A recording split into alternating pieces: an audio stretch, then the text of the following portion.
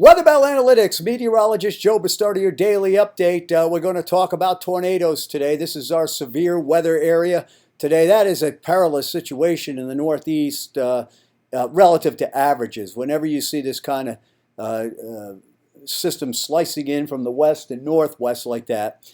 And of course, last night we saw them really go off bad in Ohio, and we are right next to that date of infamy, May 31st, 1985, which was the worst tornado outbreak we've ever seen in Northeast Ohio, Pennsylvania, New York. Now, it didn't beat the April 74 outbreak that was centered further south and west.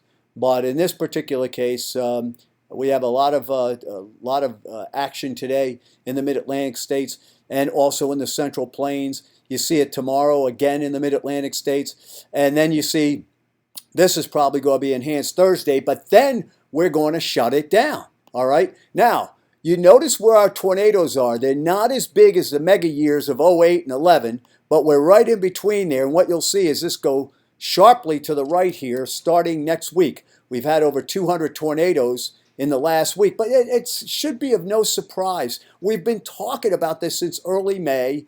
The upward motion pattern is in our part of the world right now, but that is going to shift around.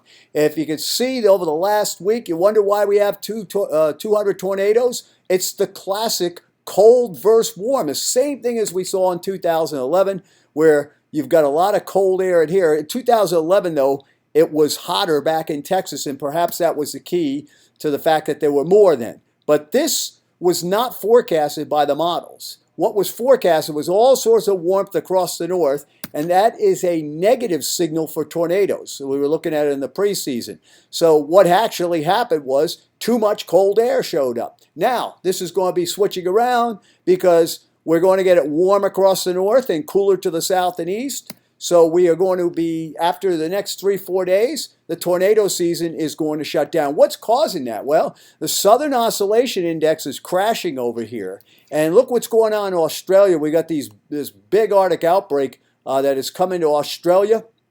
And with it rising, see the pressures rising in Australia, falling here.